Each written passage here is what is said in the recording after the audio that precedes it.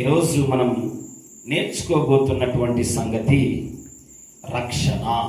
ఏంటిది? రక్షణ. రక్షణ పరిశుద్ధ లేఖన గ్రంథములో నుండి నిర్గమాకాండము 14వ అధ్యాయము వచనములు 13, 14 వచనాలు చదువుకొని ముందుకు సాగుదాం. అందుకు మోసే, భయపడకుడి, యెహోవా మీకు నేడు కలుగ చేయబోవు రక్షణను మీరు ఊరక నిలుచుండి చూడుడి. మీరు నేడు చూసిన ఐగుప్తీయులను ఇక మీదట మరెన్నడూను చూడరు. చెప్పండి కూడా ఒకసారి.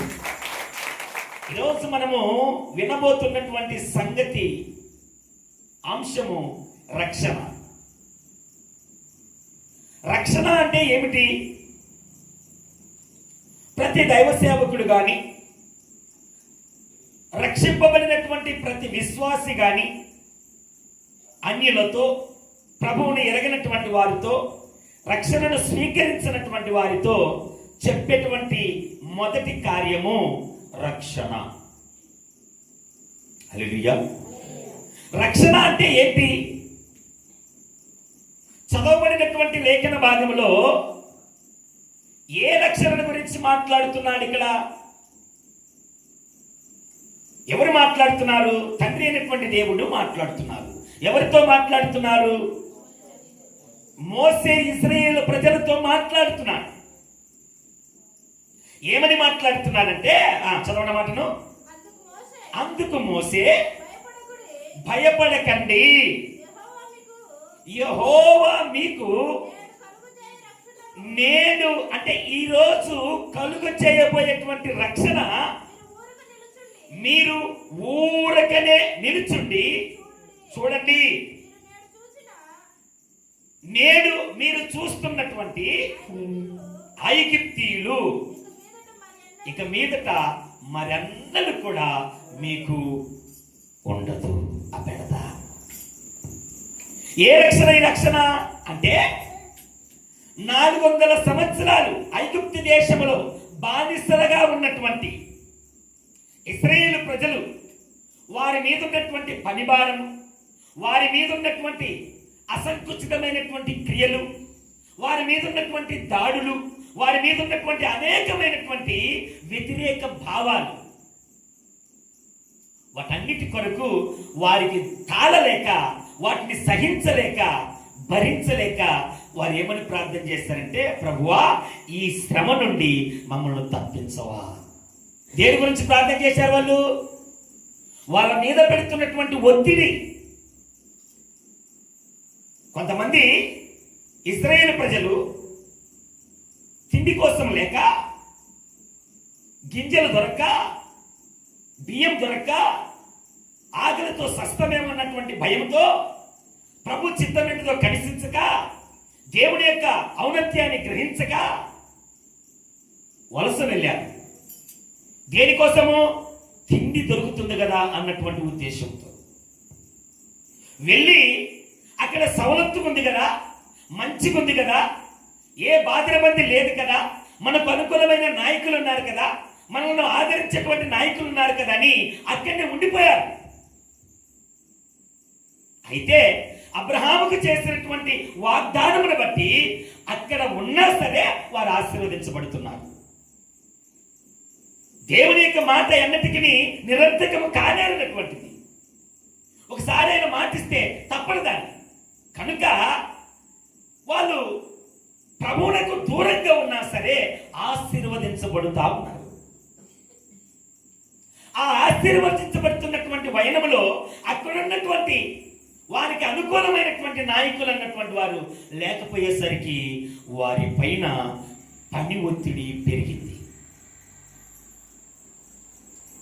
రోజుకు సగటు మనిషి 8 గంటలు పనిచేయాలి అన్నటువంటి సిద్ధాంతాన్ని వాళ్ళు ఎక్కువగా పెంచేశారు. రెయ్యింబవళ్ళు కష్టపడుతున్నారు. అయినా సరే శక్తికి మించి, ఇప్పుడు ఉదాహరణకు ఒక వ్యక్తి ఒక ఒర్రి కయ్య కోసేటువంటిది ఒక 20 సెంట్లు రోజంతా ఒకడు కష్టపడి కోస్తే ఒక 20 సెంట్లు కోస్తాడు అనుకుందాం. ఏమండి, ఒక రోజంతా బాగా చాలా సీరియస్గా స్పీడ్గా పనిచేస్తే ఆ వరి కొయ్యటం అన్నటువంటిది ఒక 20 సెంట్లు పని పూర్తి చేయగలడు అనుకుందాం. అలాంటి వాటిపైన ఇంకొక 5 సెంట్లు ఎక్స్ట్రా చేయాలి అంటే సర్వసాధారణం.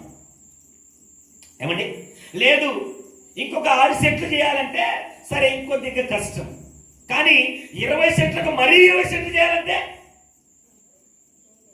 అర్థమవుతుందా? రోజంతా 8 గంటలు కష్టపడితే 20 సెంట్లు వరిని కొయ్యగలుగుతున్నాను అనుకోండి. ఇప్పుడు 40 సెంట్లు చేయాలంటే ఎన్ని గంటలు కష్టపడాలి? 16 గంటలు కష్టపడాలి. ఉన్నటువంటి 24 గంటలలో 16 గంటలు పని చేయగలుగుతున్నా ఒక మనిషి, సగటు మనిషి చేయలేడు. దానిని తాళలేక ఒకవేళ తక్కువ చేస్తే పొడుతున్నారు, తిడుతున్నారు, నిందిస్తున్నారు, రకరకాలైనటువంటి కార్యకలాపాలు అన్నటువంటివి కొనసాగిస్తున్నారు. దానిని తాళలేక, తట్టుకోలేక, ఆ బాధను భరించలేక పని ఒత్తిడి పెరిగిపోయి అప్పుడు వారికి చేసినటువంటి వాగ్దాన దేవుడైనటువంటి ప్రభులు వారు గుర్తుకొచ్చి, ప్రభువా ఈ భారమును మాకు తగ్గించవా అని ప్రార్థన చేశారు. ఏ భారమును బట్టి ప్రార్థన చేశారు వీళ్ళు? శారీరకమైనటువంటి పని భారమును బట్టే చేశారు. వారి పైన ఉన్నటువంటి ఒత్తిడిని బట్టే చేశారు వారు. అయితే వారు ముఖ్యంగా చేసినటువంటి ప్రార్థనను దేవుడు ఆలకించి వారి కోసం ఒక నాయకుడిని, వీళ్ళు ప్రార్థన చేస్తారని ఎరిగా ఒక నాయకుడిని ఆల్రెడీ 80 సంవత్సరాల నుంచి తయారు చేసుకుంటూ వస్తున్నాడు దేవుడు. ఎన్ని సంవత్సరాల నుంచి? 80 సంవత్సరాల నుంచి. 40 సంవత్సరాలు రాజదర్బారులో, 40 సంవత్సరాలు అరణ్యములో గొర్రెల దగ్గర ఓపికను, సహనాన్ని, సమస్తాన్ని తనకు కావలసినటువంటి విధంగా ఒక మనిషిని డిజైన్ చేసుకున్నాడు దేవుడు. ఇప్పుడు ఆ మనిషితో చెప్తున్నాడు, నాయనా ఇదిగో నా ప్రజలు నాకు మొరపెడుతున్నారు, వారి దగ్గరికి వెళ్ళి ఆ బానిసత్వం నుంచి వారిని విడిపించుకొని రా అని చెప్తే ఏమంటున్నాడు? 40 సంవత్సరాలు తయారైనటువంటి మోసయ్య, ఒక్కయ్యా నా వల్ల అవుతుంది, నేను నత్తివాణ్ణి, నా వల్ల ఏదైతుంది ఆ పని, నేను పోలేను, నేను మాట్లాడితే వారికి అర్థం కాదు. హల్లెలూయా. ఎన్ని సంవత్సరాలు తయారు చేసినాక? 80 సంవత్సరాలండి. రాజదర్బార్లో ఆ ఫరో ఇంట్లోనే 40 సంవత్సరాలు జీవించాడు. చక్కనైనటువంటి విద్యా నైపుణ్యం కలిగినటువంటి వాడు ఉన్నాడు. ఐగుప్తు దేశంలో ఉన్నటువంటి సకల విద్య ప్రావీణ్యుడిగా కనబడుతున్నాడు. అలాంటి వ్యక్తిని దేవుడు దూరపరిచి, ఊరిక రోషం ఉంటే సరిపోదు, పౌరుషం ఉంటే సరిపోదు, కోపం ఉంటే సరిపోదు, దానికి ఆపోజిట్ ఉన్నటువంటి కూడా కావాలని తీసుకొని వచ్చి అరణ్యంలో పడేసి ఆ గొర్రెల దగ్గర మరలా 40 సంవత్సరాలు ఉండించాడు. అప్పుడు శాంతి అంటే ఏంటిది, సహనం అంటే ఏంటిది, ప్రేమ అంటే ఏంటిది, మనతో మాట్లాడినటువంటి మూగ జీవాలను ఎలాగ ప్రేమించాలి అని సర్వాన్ని నేర్పించిన తర్వాత ఇప్పుడు బోరా పని కోసం అంటే ఏమంటున్నాడు? నేను నత్తివాడుని అంటున్నాడు, నేను చిన్నగుండను అంటున్నాడు, లేకపోతే నేను పనికిరాని అంటున్నాడు, లేకపోతే నా ప్లేస్లో ఇంకొకరిని ఏమన్నాడు చూసుకుంటున్నాడు. ఎంత బాధ ఉంటుంది ఆయనకు, అవునా కదా? లేదు నీకు ఒక ప్రవర్తనైన పడత కానీ నువ్వే పోవాలని చెప్పి అహరోను తోడించి పంపించి 10 రకాలైనటువంటి తెగుళ్లను కలిగించాడు.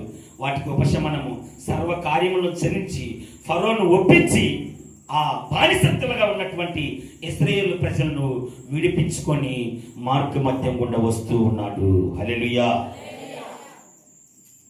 ఇప్పుడు చెప్పినటువంటిది ఐగుప్తు దేశంలో ఉన్నప్పటిది మాట కాదిది. ఈ మాట ఎక్కడిది? ఒక పక్క ఫరో సైన్యం, మరొక పక్క సముద్రము, ఇటుపోతే నొయ్యి, ఇటుపోతే పొయ్యి, ముందుకెళ్ళినా సస్తం, ఇనికిపోయినా సస్తం. హల్లెలూయా. ఈనాడు యువత ఇలాంటి ఛాలెంజెస్ ఒప్పుకోవట్లేదు. ఒప్పుకుంటున్నారా? మన కాన్స్టిట్యూషన్ లో చాలా మటుకు పెద్దలు ఫ్రీడమ్ ఫైటర్స్ చెప్పినటువంటి మాట ఏంటంటే డూ ఆర్ డై. హల్లెలూయా. చెయ్యి లేకపోతే సావు, అంతే. పనికిరానటువంటి విధంగా ఎందుకయ్యా? అలాంటి స్థితిలో ఈనాడు యువత ఒప్పుకుంటలేదు. ఎంతసేపు ఉన్నా కానీ డూ అన్నటువంటి దాన్ని పక్కన పెట్టి డైకే ఇష్టపడుతున్నారు. సాధించాలంటే పోరాడాలి. విజయానికి చేరువుగా కావాలంటే దానికి ముందు అనేక శ్రమ ఉంటుంది. ఏంటన్నారా? కానీ నాడు యువత ఆ శ్రమను కోరుకుంటలేదు, దాన్ని ఇష్టపడతలేదు, దాన్ని అంగీకరిస్తలేదు. వాళ్ళకి ఎంతసేపు ఉన్నా కానీ తల్లిదండ్రుల సహాయము లేకపోతే ఇంకొకరి ఆదరణ పొందుకొని ముందుకెళ్తే చాలు అన్నట్టుగా బ్రతుకుతున్నారు. అయితే ఆ ఇశ్రాయేలు ప్రజలతో, ఆ మార్గ మధ్యంలో ఉన్నటువంటి ప్రజలతో, వారి మీదకి వస్తున్నటువంటి సైన్యమును బట్టి, దారి లేనటువంటి స్థితిని బట్టి కొట్టిమిట్లాడుతూ సేవకుడి పైన మరలా తిరగబడుతుంటే ఆయనతో మోసే చెప్తున్నటువంటి మాట, అరే అయ్యా భయపడకు. ఏంటంట? భయపడకు. ఏందయ్యా అపాయమును నిలబడి ఉంటే ఈయన నిలబడిన సస్తం, ముందుకు పోయిన సస్తం, ఎనికిపోయినా చచ్చిపోతాం. ఎనికిపోతే సైన్యం ఉంది, ముందుకు పోతే సముద్రం ఉంది, మధ్యలో నిలబడితే వాళ్ళు ఎట్లనే దగ్గరికి వస్తారు. అలాంటి పొజిషన్లో ఉంటే నువ్వు ఊరుకునే ఉండు, నిలుచుండు, చూస్తా ఉండు. ఏం మాటలు. హల్లెలూయా. తప్పించుకునే దానికి ఏదో ఒక మార్గం ఎత్తుకోవాలి, ఉరుకురానైనా అని చెప్పేది పోయి నువ్వు ఊరుకుని నిలుచుండు, చూస్తుండు, యెహోవా కార్యము చూస్తాడు.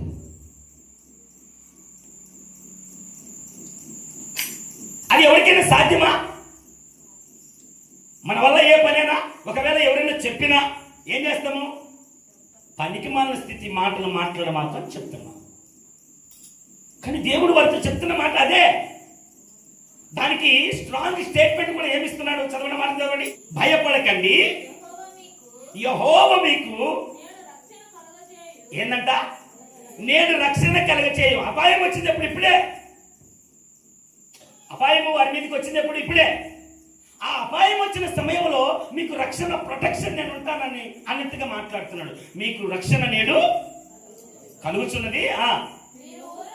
మీరు ఊరకనే ఉండి చూడుడి.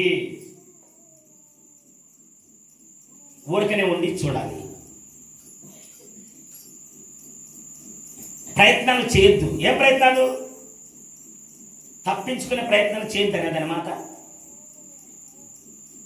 ఇది దేనికి సంబంధించిన మాట? ఇప్పుడు మనము ఇక్కడ మాట్లాడుతున్నదైతే ప్రభువైనటువంటి యేసుక్రీస్తు వారి పైకి వస్తున్నటువంటి శత్రువును, మీకు రక్షణ కలుగుతుంది, ఇంకా వీళ్ళ బెడద మీకు ఎప్పుడు ఉండదు అంటే అర్థం ఏమిటంటే ఇంకా వాళ్ళని లేకుండా నేను చేస్తానని దాని అర్థం. దానికోసం మీరు కత్తులు తీసుకోండి, గావులు తీసుకోండి, మంచిగా యుద్ధ సైనికుల వల్ల రెడీ అట్లా చెప్పలే ఆయన.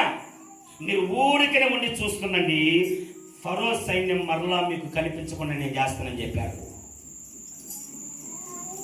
ఇది శారీరకమైనటువంటి రక్షణ. కానీ ఈరోజు మనం మాట్లాడుకుంటున్నటువంటిది శారీరకమైన రక్షణ కాదు.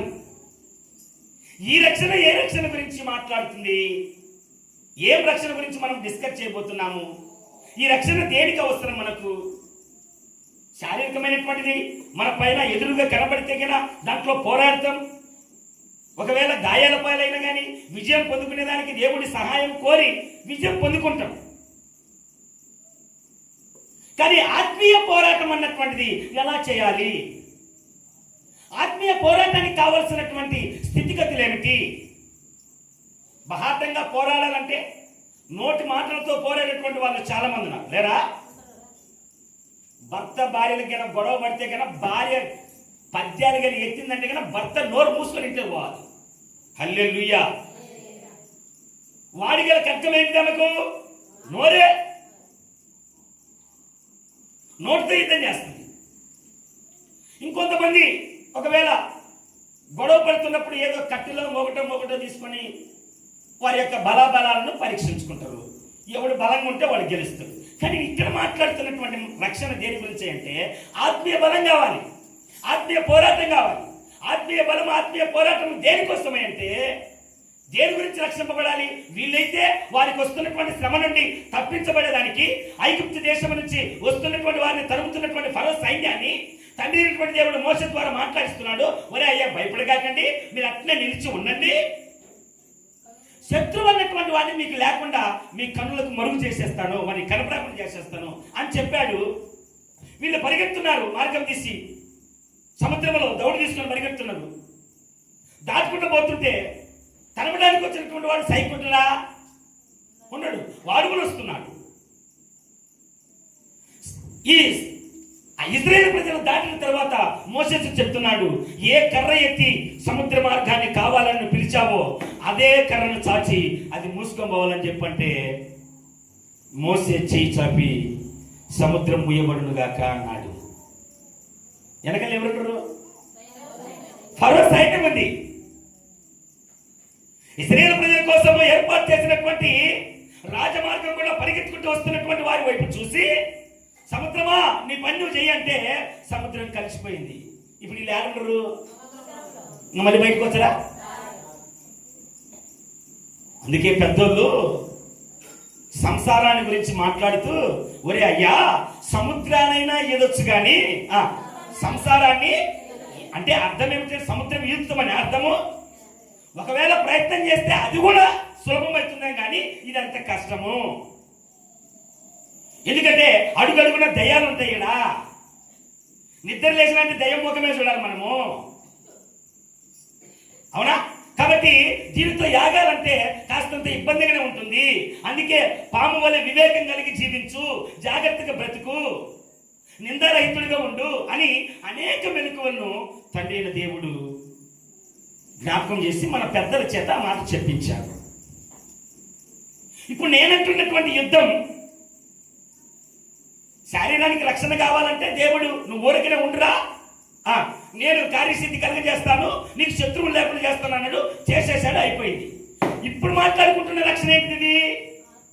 ఆత్మీయమైనటువంటి రక్షణ. నీ శరీరానికి ప్రొటెక్షన్ ఉంది. రక్షణ అంటే ఏంటిదంటే కాపాడేది. హల్లెలూయా చెప్పలేదు, హల్లెలూయా. రక్షణ అంటే ఏంటిది? కాపాడేది. మంచి చదువు నీ జీవితాన్ని కాపాడొచ్చు, మంచి ఆస్తి నీ జీవితాన్ని కాపాడొచ్చు, కొద్ది దినాలు ఉన్నటువంటి ఈ 100 సంవత్సరాల జీవితాన్ని కాపాడొచ్చు. నేనంటున్నటువంటి మాట ఏంటంటే 100 సంవత్సరాల గురించి కాదు, 1000 సంవత్సరాల గురించి మాట్లాడుతున్నాను. ఆ రక్షణ కావాలంటే ఆధ్యాత్మికంగా మన స్థితి ఏమైనది? ఆ రక్షణ ఎలా వస్తుంది? దేని నుండి రక్షణ? అక్కడేమో ఫరో సైన్యం నుండి రక్షణ. అపోస్తుల కార్యములు 27వ అధ్యాయం 20వ వచనం కూడా చదవండి ఒకసారి. కొన్ని దినములు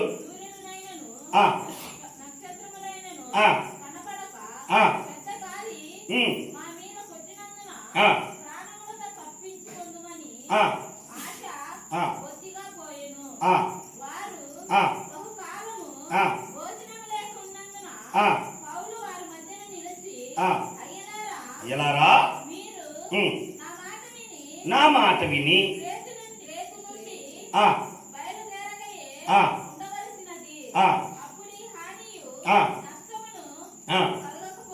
దేవునికి స్తోత్రం కలుగును గాక. ఆడేమన్నాడు? ఊరికనే ఉండి చూస్తానని చెప్పిండు.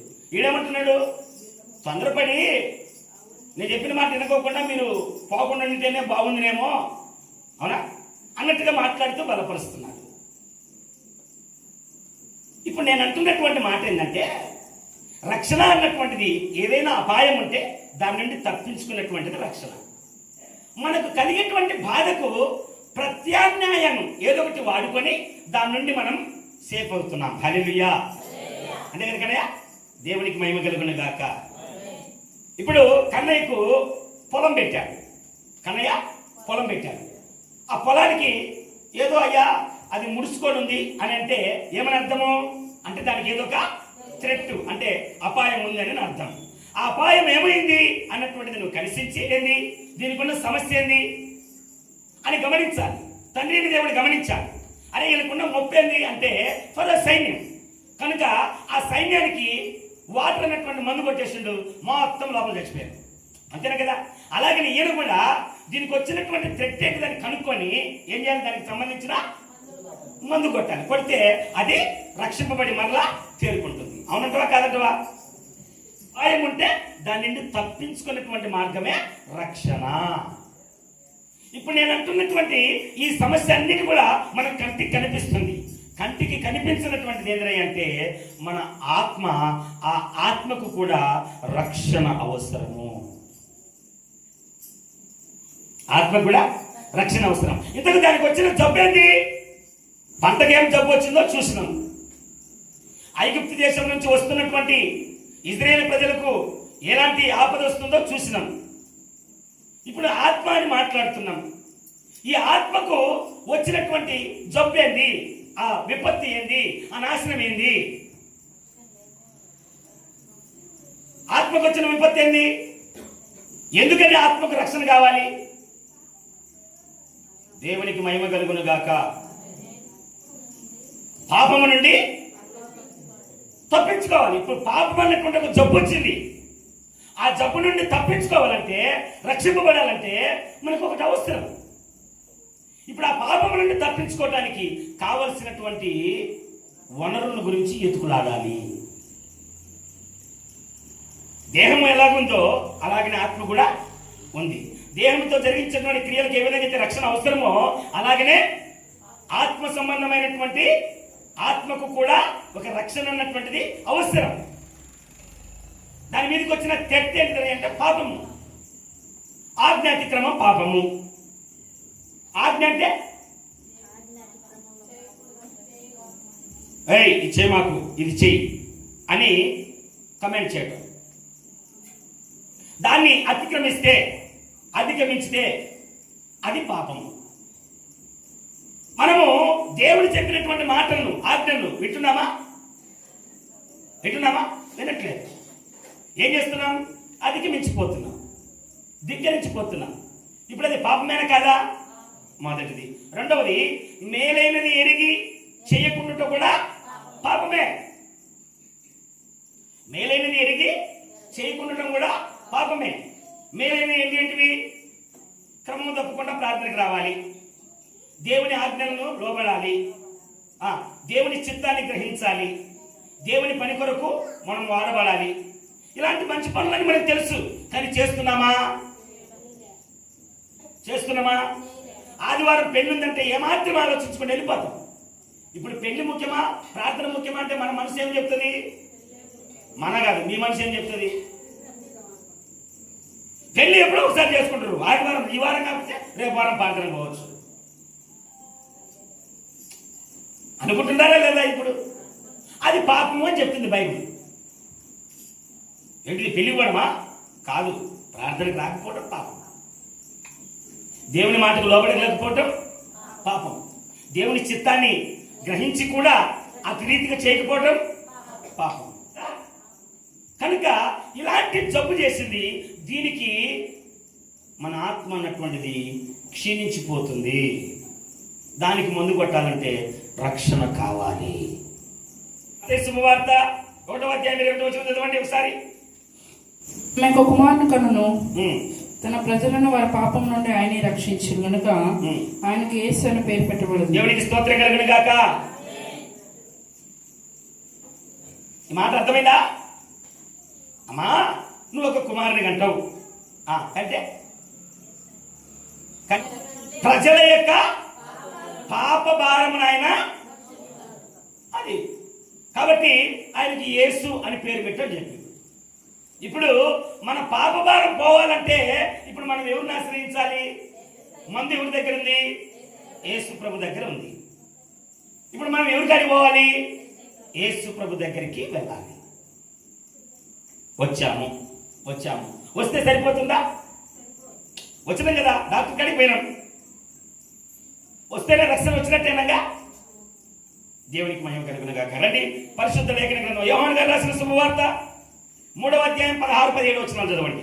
దేవుడు లోకమును ఎంతో ప్రేమించెను, కాగా కాగా ఆయన తన అద్వితీయ కుమారుని పుట్టిన వాని యందు ఆయన తన అద్వితీయ కుమారుని పుట్టిన వారిని యందు ఆ. విశ్వాసముంచు ప్రతివాడును విశ్వాసముంచు ప్రతి వాడును నశింపక నిత్య జీవము నశింపక నిత్య జీవము పొందినట్లు పొందునట్లు ఆయనను అనుగ్రహించెను. దేవునికి మహిమ కలుగును గాక.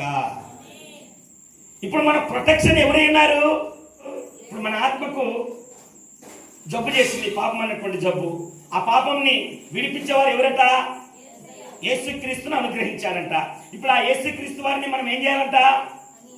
అంగీకరిస్తే దానికి మందు మనము కనుక్కున్నట్టే. మన ఆత్మకు రక్షణ కావాలి. ఆ రక్షణ కావాలంటే ఇప్పుడు ఏం చేయాలి? మనము ఏం చేయాలి? యేసు అను నామధేయము కలిగినటువంటి సర్వలోక చక్రవర్తి అయినటువంటి క్రీస్తును సొంత రక్షకుడుగా అంగీకరించాలి. అవునండి, యేసు ప్రభు నా సొంత రక్షకుడని నేను అంగీకరిస్తున్నాను, నేను నమ్ముతున్నాను అని మనం మనసులో అనుకున్నాం. మరి సరిపోయిందా? నువ్వు నశించకుండా నిత్యము జీవించాలంటే ప్రభునందు ఉండాలి అని చెప్తున్నాడు దేవుడు. మంచిది, దేవునికి స్తోత్రం. అయితే నేను అంటున్నాను, ఆ రక్షణ అంటే యేసుక్రీస్తును అంగీకరిస్తే రక్షణ ఎలా పొందగలుగుతాం మనం? అది మనకు ఎలా సంప్రాప్తింపజేస్తుంది? దేని ద్వారా దాన్ని మనము నిర్ధారించుకోవాలి? నా ఆత్మకు రక్షణ వచ్చిందని ఎలాగ మనం విశ్వసించాలి, ఎలాగ నమ్మాలి? అదే అపోస్తుల కార్యంలోనే 4వ అధ్యాయము 10వ వచనం చదవండి. మీరందరూ తెలుసుకోవాల్సింది ఏమనగా మీరు సిలువ వేసినట్టు మృతులలో నుండి దేవుడు లేపినట్టు నజరేయుడైన యేసుక్రీస్తు నామముననే దేవునికి మహిమ కలుగును గాక. ఎలాగ నమ్మాలంట? మీరు ఎవరైతే తృణీకరించారో, మీరు ఎవరినైతే సిలువ వేసిండ్రో, మీరు ఎవరైతే గడిబిలి చేస్తున్నారో ఆ యేసు వారి నామమునే వీడేం పొందిండు? స్వస్థత పొందాడు. నెంబర్ 1 ఏమంటే నెంబర్ 1 ఏ స్వస్థత? అది శారీరకమైన స్వస్థత కావచ్చు, ఆత్మీయమైన స్వస్థత కావచ్చు, ఏదైనా కావచ్చు. రెండవ భాగం 12వ వచనం కూడా చదవమ్మా ఒకసారి. మరి ఎవ్వని వలనను రక్షణ కలగదు, ఈ నామముననే మనము రక్షణ పొందవలను కానీ ఆకాశము కింద మనుష్యులలో ఇయ్యబడిన మరి ఏ నామమున రక్షణ పొందలేమనను. హల్లెలూయా. ఇప్పుడు ఆయింట్మెంట్ యాడుందంట? ఎవరు ఆయింట్మెంట్? యేసు ప్రభు. ఆ యేసు ప్రభు నామమున తప్పక ఆ పాపానికి మందుండేది ఇంకా యాల కూడా లేదు అని చెప్తున్నాడు. హల్లెలూయా. కానీ మనం ఎలా ఎత్తులాడుతున్నాము? యేసు నామమున ఎత్తుతున్నామా? తాయిత్తులో ఎత్తులాడుతున్నాం, శిలువ గుర్తులో ఎత్తులాడుతున్నాం. ఏంటిది? ఇంకా సురీపాలలో ఎత్తులాడుతున్నాం, ఇంకా ఎత్తులాడుతున్నాం, అంతరాలలో ఎత్తులాడుతున్నాం, ఇంకా యాడేడు ఎత్తులా. భారానికి మందు యాడెన్నో ఎత్తుకులాడండి. యాడెత్తుకులాడలేదు? యేసు నామాన్ని ఎత్తుకులాడలేదు. అందుకే ఆయన మాట్లాడుతూ చెప్తున్నాడు, రోమీయులకు రాసిన పత్రిక 10వ అధ్యాయం 9వ వచనములో ఈ విధంగా మాట్లాడుతున్నాడు. ఆయన ఏమనగా, యేసు ప్రభువని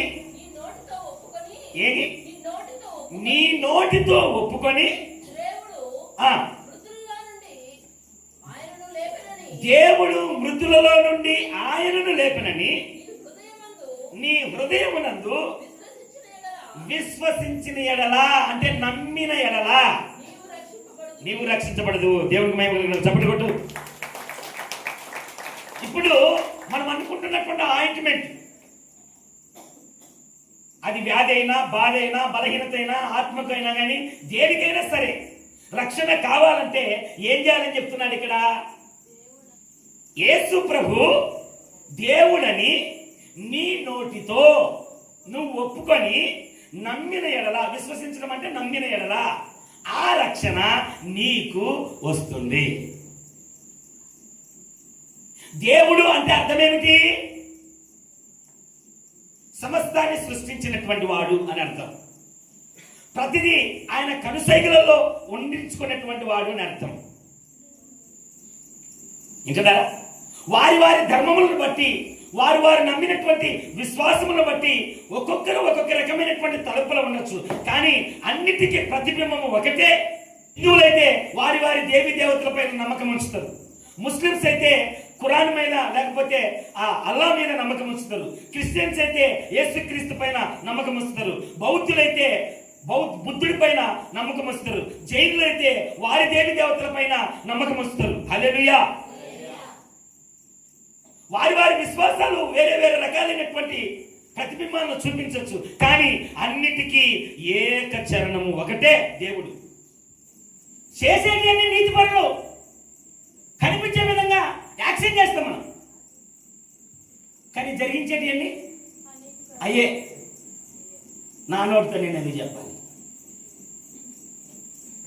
జరిగించేటి అన్ని అయ్యే జరిగిస్తాము.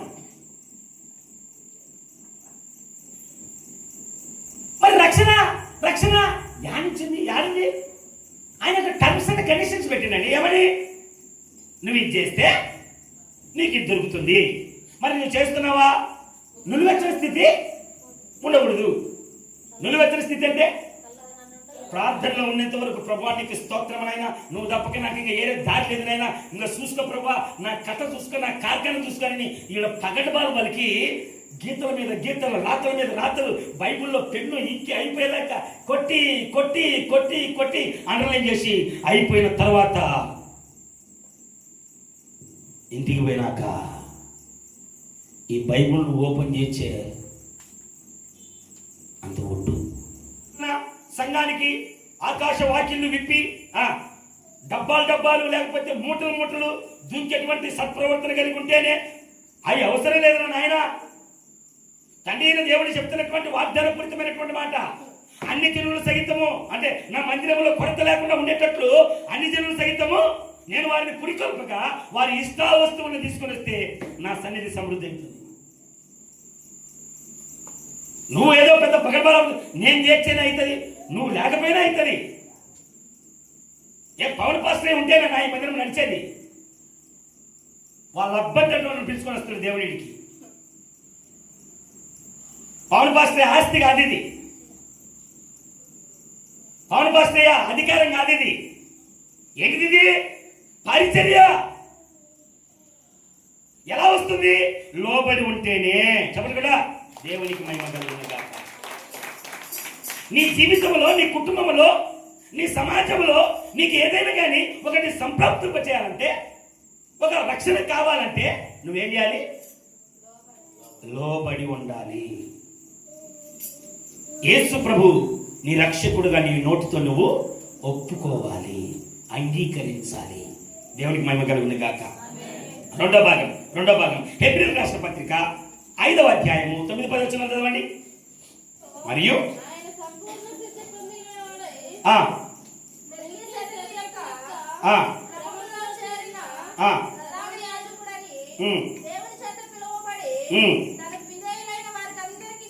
ఏందంట? జర మంచిగా చదువుమా.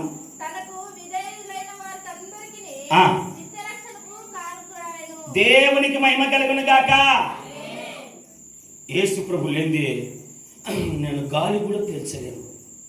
మాటేమో అడిగి ఉంటుంది, క్రియమో నువ్వెవరో నాకు తెలియదు అన్నట్టుగా, అమర్యాదగా. ఇదేనా రక్షణ? ఇదేనా ఒప్పుకోవడం అంటే? ఇదేనా అంగీకరించడం అంటే? చదవడం మాట్లాడండి. తనకు విధేయులైనటువంటి వారందరినీ నిత్య రక్షణకు దేవునికి మహిమ కలుగును గాక. దేవునికి స్తుతి కలుగును గాక. ఎవరైతే విధేయులైతున్నారో వారందరి రక్షణకు ఈయనే కారణం. చప్పట్లు కొట్టు. దేవునికి మహిమ కలుగును గాక. మన ఆత్మకు రక్షణ అవసరము. రక్షణ కావాలంటే యేసు ప్రభు దేవుడని నీ నోటితో నువ్వు ఒప్పుకోవాలి, మొదటిది. రెండోది ఏంది?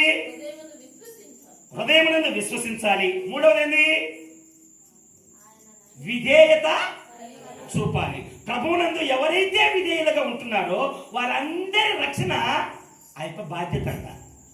ఆత్మకి రక్షణ కావాలంటే దేవుని యందు భయం కలిగి ఉండాలి, దేవుని యందు విశ్వాసం కలిగి ఉండాలి, దేవుని యందు నీ నోటితో ఒప్పుకోవాలి, హృదయమునందు ఒప్పుకున్న దాన్ని బట్టి జీవించాలి, విధేయత చూపాలి. అప్పుడు ఆ విధేయత నీ రక్షణకు కారణమవుతుంది. విధేయత చూపుతున్నామా? విధేయత చూపడం అంటే ఏంటిది?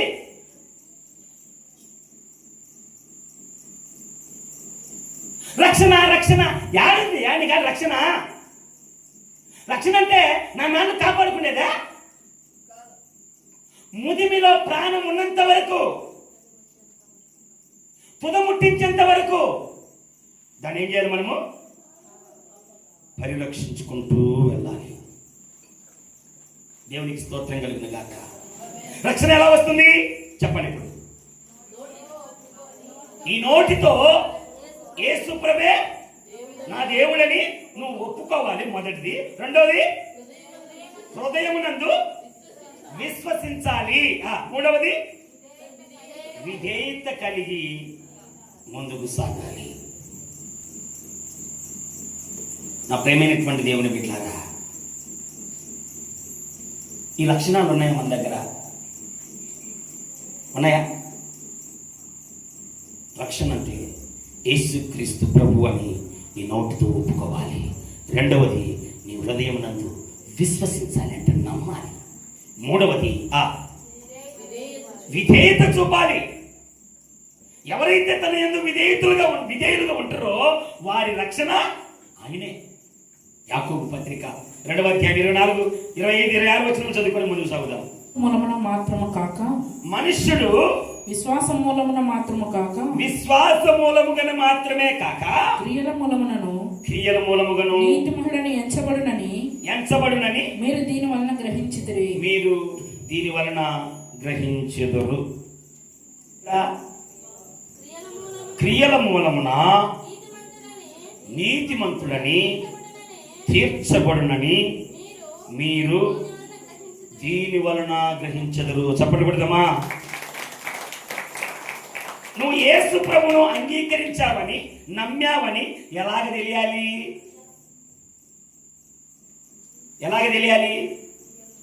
క్రియల మూలముగా.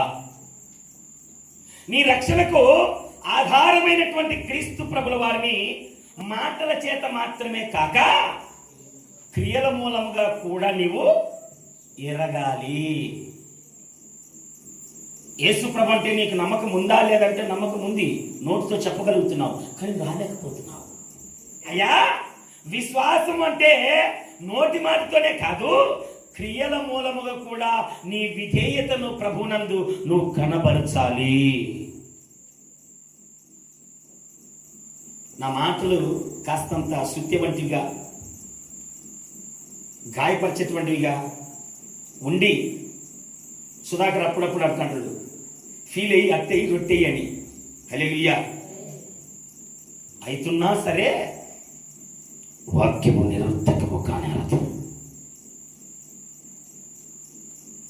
నీ విశ్వాసాన్ని ప్రకటించాలంటే నోటి మాటతో కాదు, దేని ద్వారా? క్రియల మూలముగా. నీ రక్షణ యొక్క సాదృశ్యతను నువ్వు క్రియల మూలముగా కూడా నువ్వు వ్యక్తపరచాలి. యేసు ప్రభు అంటే నమ్ముతా కానీ నేను బాప్తిసం తీసుకోనంటే రక్షణ కాదది. రక్షణ అంటే ఏంటిది? కాపాడబడేది.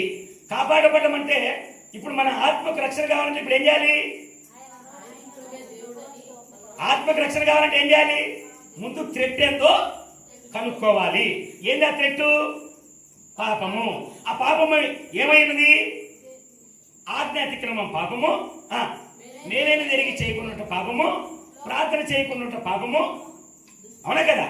ఇలాంటి పాపపు క్రియలు అన్నటువంటివి మన దగ్గర ఉన్నాయి. అంటే మన పాపం మనం అంగీకరిస్తున్నాం ఈ మాటలను బట్టి. ఇప్పుడు అది పోవాలంటే ఏం చేయాలి? మందేయాలి. ఏం మందది? యేసుక్రీస్తు నిజమైన దేవుడని నీ నోటితో నీవు ఏం చేయాలి? ఒప్పుకోవాలి. రెండోది ఏం చేయాలి? నీ మనస్సునందు ఆ ఒప్పుకున్న విషయాన్ని విశ్వసించాలి. మూడవది ఏంది? దేనైతే నువ్వు విశ్వసించావో దానికి నీవు విధేయత చూపాలి. ఏం చేయాలైనా? విధేయత చూపాలి. అంటే లోబడి ఉండాలి, దాని ప్రకారంగా చేయాలి. ఎలాగా?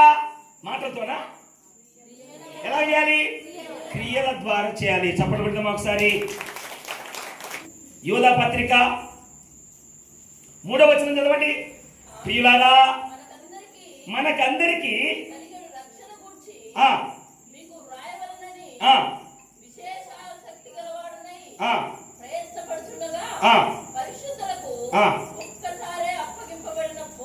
అబ్బా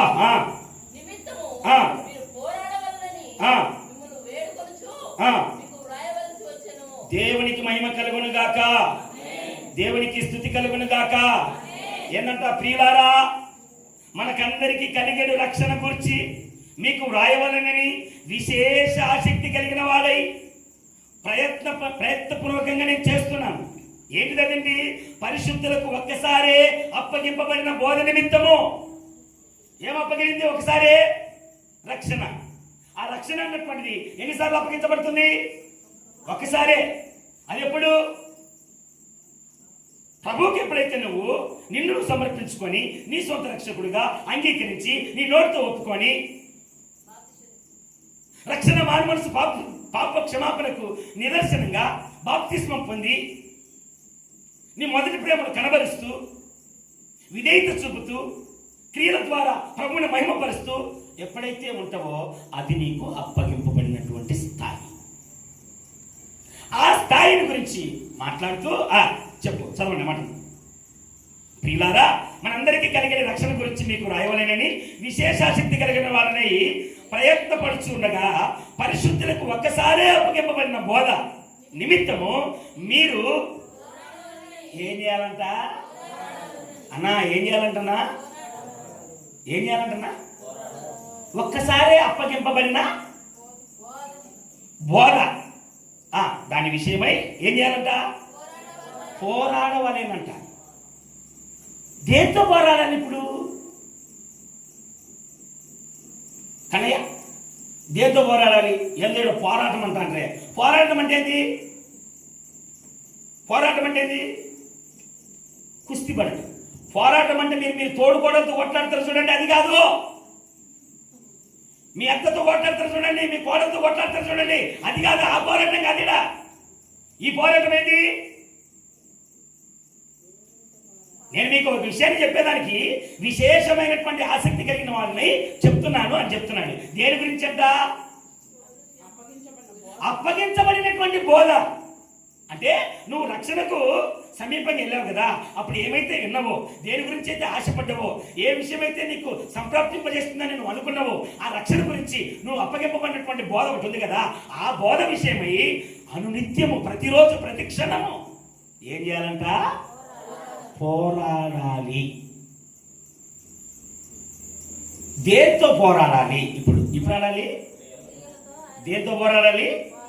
నువ్వు చేయుచున్నటువంటి క్రియలతో పోరాడాలి. ఇప్పుడు పోరాటం దేంతో? సాతాను గాడు ఎవరు ఆడున్నాడు? నీ పనుల రూపంలో, నీ అవసరతల రూపంలో, నీ అక్రత రూపంలో నీ పక్కనే ఉన్నాడు. వాంతో పోరాడాలి. ఇప్పుడు రాష్ట్ర పత్రిక 2వ అధ్యాయం 12వ వచనం కూడా చదవండి. కాగా నా ప్రియులారా, మీరు ఎల్లప్పుడూ విధేయులైన ప్రకారము నా ఎదుట ఉన్నప్పుడు మాత్రమే కాక ఏంటంట? నా ఎదుట ఉన్నప్పుడు మాత్రమే కాక ఏంటంటమ్మా? చెప్పరమ్మా. నా ఎదుట ఉన్నప్పుడు మాత్రమే కాక మరి ఎక్కువగా నేను మీతో లేని ఈ కాలమందును, ఆయన మీతో లేని ఈ కాలమందును భయముతోను వణుకుతోను వణుకుతోను నీ సొంత రక్షకుని మీ కొనసాగించుకోండి. సొంత రక్షణను కొనసాగించుకోండి. చప్పట్లు కొడదామా? ప్రభు అయినటువంటి దేవుడు ఆ రక్షణ నీ దగ్గర ఉన్నప్పుడు దాన్ని నిర్లక్ష్యం చేస్తే తర్వాత రక్షించుకోవడం ఎలాగో నీకు తెలియదు. అప్పుడేం చేస్తావు? ప్రతిదీ నీకు ఎదురు దెబ్బే, ప్రతిదీ ఎదురు దెబ్బే. అప్పుడు తాళలేక ఎవరు లేక ఒంటరినై అందరికీ నే దూరమై అనాథగా. ఎందుకని మిగిలిన అనాథగా? నేను చెప్పనా ఎందుకు మిగిలినావు? చెప్పాలి ఎందుకు మిగిలినావు? ప్రొటెక్షన్ అంటే రక్షణ కర్త నీ దగ్గర ఉన్నప్పుడు, నీకు నేర్పిస్తున్నప్పుడు సరిగా దాన్ని అవపోషణ చేయకోకుండా నిర్లక్ష్యం చేసావు కనుక, విధేయత చూపలేదు కనుక ఈరోజు ఒంటరిగా మిగిలావు. ఈ కృపను మనం పోగొట్టుకోకుండా ఉండాలన్నటువంటిది నా ప్రయత్నం. అందుకే ఆ వచనంలో చూడండి ఎంత చక్కగా ఆ మాటను బలపరుస్తూ మాట్లాడిస్తున్నాడు దేవుడు. చదవడం ఆనందమని త్రొట్టిల్లకుండా దేనికంట తొట్టిల్లడం అంటే పడిపోవడం, అది కథ. తప్పిపోకుండా మిమ్మును కాపాడుటకును మిమ్మల్ని కాపాడటానికి తన మహిమ ఎదుట ఆనందముతో మిమ్మల్ని నిర్దోషులుగా నిలబెట్టుటకును. ఏ విధంగా నిర్దోషులుగా అంటే ఏ దోషము లేనటువంటి వారుగా నిలవబెట్టడానికి శక్తి కలిగినటువంటి మన రక్షకుడైన యేసుక్రీస్తు అద్వితీయ దేవునికి మన ప్రభు అయిన యేసుక్రీస్తు ప్రభుత్వ మహిమయు మహత్యమును ఆధిపత్యమును అధికారము యుగములకు పూర్వమును ఇప్పుడును సర్వయుగములను హల్లెలూయా. సర్వ అధికారము ముందు ఇప్పుడు తరువాత కలిగినటువంటి యేసుక్రీస్తు దగ్గర అదండి. అందుకే ఆయన నామాన్ని ఒప్పుకోని చెప్పేది. దేనికి ఒప్పుకోవాలి అంటే నీ ఆత్మను కాపాడుకునే దానికోసం. ఏమయ్యా నా ఆత్మకు వచ్చిన ఇబ్బంది అంటే అది పాపముతో ఉంది. ఏంటిదయ్యా ఆ పాపం అంటే? నేనేమి ఎవరిని హత్య చేయలేదే, ఎవరిని దొంగతనం చేయలేదే, ఎవరిని అది కాదురా నాయన. మేలైనది ఎరిగి చేయకుండటం కూడా పాపమే. అట్టి వాటి నుండి నిన్ను నువ్వు ప్రొటెక్షన్ చేసుకోవాలంటే క్రీస్తు ప్రభువును అంగీకరించాలి, క్రీస్తు నందు భద్రపరచబడాలి, క్రీస్తు నందు న్యాయమైన క్రియలు యందు ముందుకు సాగాలి. అలాగే ఉంటూ చెప్పినటువంటి మాటలు బట్టి ఇప్పుడు ఈ రక్షణ నీకు సమీపంగా ఉందా, దూరంగా ఉందా? ఈ రక్షణను నువ్వు కొనసాగించుకుంటున్నావా, పడిపోయావా? ఆయనేమో నువ్వు త్రొట్టిల్లకుండా ఉండాలని ఆయన చూస్తున్నాడు, కానీ నువ్వు పడిపోయినటువంటి సంగతి నువ్వు తెలియకుండానే పడిపోయి చాలు అయినటువంటి పరిస్థితులు ఉన్నావేమో. ఒక్కసారి కళ్ళు మూసుకొని, ప్రభువా అవును నేను పడిపోయిన అనుభవంలో ఉన్నాను. దేని బట్టి చెప్తున్నావు పడిపోయినని? క్రియల మూలముగా. నా మాట అయితే నువ్వు ఎరిగినట్టుగా చూపిస్తుంది, నా క్రియ అయితే నువ్వెవరో తెలియదన్నట్టుగా చూపిస్తుంది. నన్ను కనికరించము. నీ రక్షణకు నేను సమీపంగా రావాలి, దగ్గరికి రావాలి. నన్ను కనికరించు ప్రభు అని చెప్పి ప్రార్థన చేస్తూ ముందుకు సాగుదాం.